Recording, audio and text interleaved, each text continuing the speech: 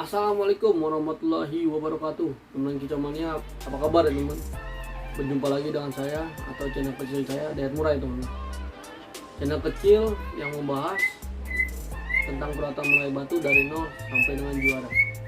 Yang real, yang konsisten ya teman. Yang saya alami dan yang saya pelajari dari para senior murai batu di lapangan.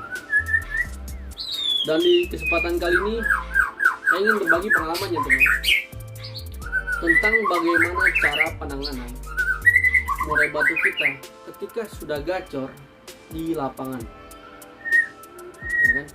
Biasanya kan murai batu itu kan gacor ya teman, di lapangan udah bocor polisian tapi digantang jong atau digantang nggak masuk teman. Makanya saya bahas di sini teman-teman. Semoga tayangan saya bermanfaat ya teman-teman. Dan kalau bisa teman-teman jangan di skip ya, agar teman-teman dapat memahami alur pengalaman yang saya berikan. Oke, silakan ditonton.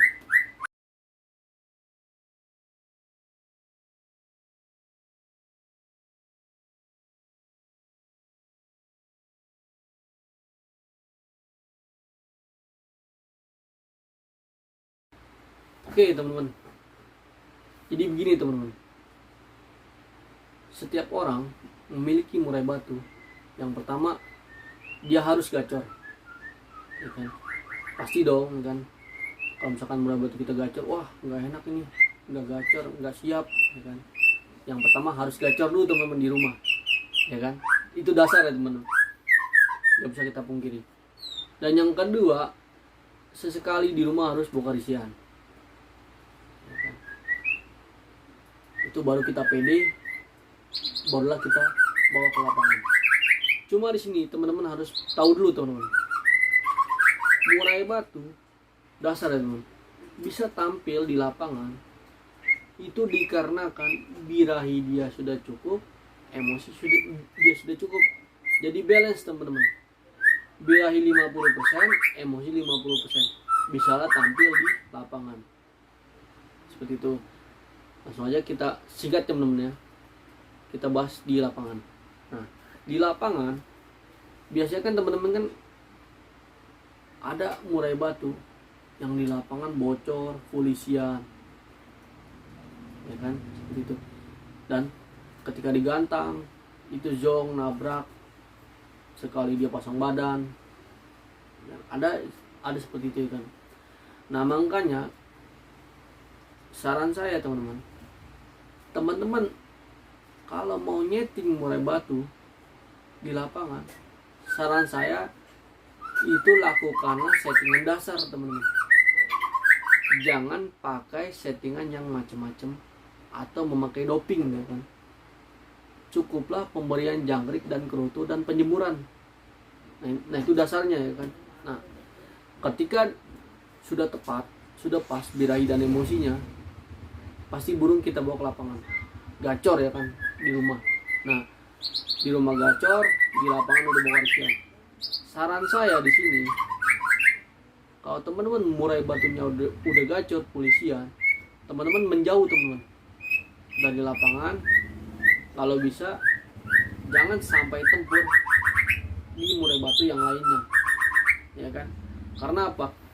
Kalau murai batu teman-teman udah gacor polisian di lapangan, itu lama-lama tenaga terkikis teman-teman, terkikis karena dia udah bocor, bongkar isian. Nah nanti teman-teman gantang di lapangan di atas, pasti dia nabrak, pasti dia tadi dia matung, atau dia nabrak, atau dia birahi, karena dia tuh udah tempur di bawah teman-teman.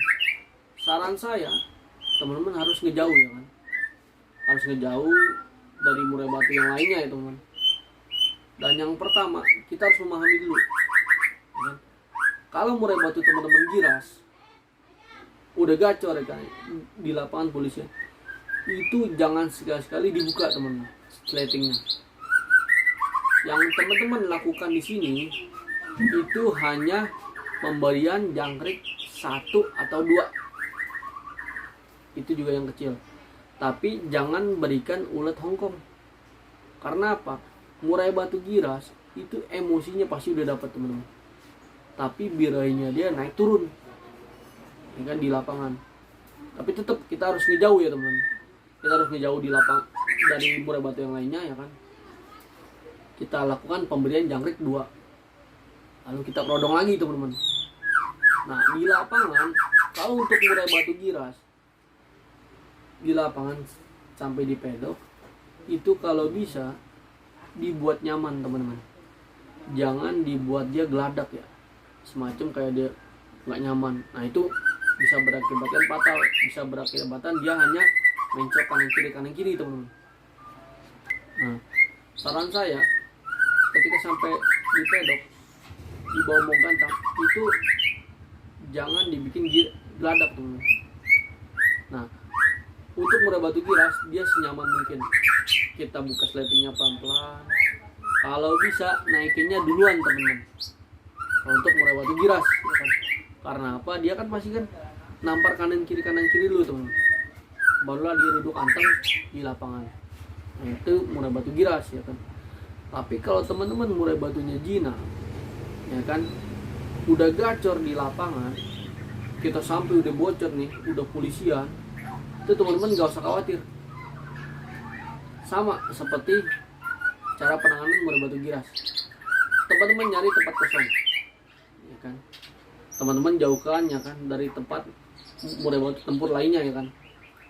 Nah setelah jauh itu sleting teman-teman buka. Karena apa, emosi birahi dia itu udah muncak ya kan?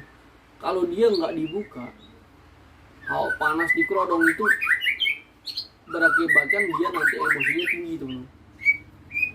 Nah saran saya kerodong dibuka. Nah di sini ada 2 karakter ya kan. Yang pertama, kalau untuk murai batu jinak udah gacor di lapangan, ada yang cocok sleting dibuka dikasih jangkrik ya kan. Dan yang kedua, ada yang cocok sleting dibuka, sleting kerodong ya, sleting kerodong dibuka, disemprot, diberikan jangkrik. Ada 2 karakter teman-teman. Tapi saran saya yang selalu saya ingatkan kepada teman-teman yang memahami karakternya tersebut ya kan, harian seperti apa. Apakah dia enak setelah dikasih jangkrik 2 biji dia langsung nggak terlalu polisian, tapi ketemu lawan langsung kerja? Apakah dia nanti disemprot dulu baru dikasih jangkrik? Itu ini teman-teman yang mengetahui. Intinya kalau murai batu teman-teman udah gacor atau full materi di lapangan, teman-teman harus menstabilkannya aja teman-teman. Kita buat stabil, kita buat gak terlalu kekencengan, kita buat birahinya itu gak terlalu meningkat, barulah bisa juara di lapangan. Biasanya teman-teman, ini teman-teman harus catat ya teman-teman, para senior murai batu ketika murai batu dia udah on, udah gacor ya kan, di lapangan itu nggak pernah dikasih ulet Hongkong teman-teman. Karena apa? Birahi emosi dia udah meningkat teman-teman. Kalau kita kasih ulet Hongkong lagi, pasti berantakan, nggak bakal bisa tampil ya teman-teman. Saran saya seperti itu teman-teman, lakukanlah penstabilannya yang saya berikan seperti itu. Kalau untuk murai batu giras dan jinak itu berbeda. Oke teman-teman, saya rasa cukup ya teman-teman. Itu real ya yang saya alami dan hasilnya juara teman-teman. Oke, saya rasa cukup ya teman-teman. Apabila saya ada kata-kata salah, saya mohon maaf ya, karena saya juga masih belajar ya teman-teman.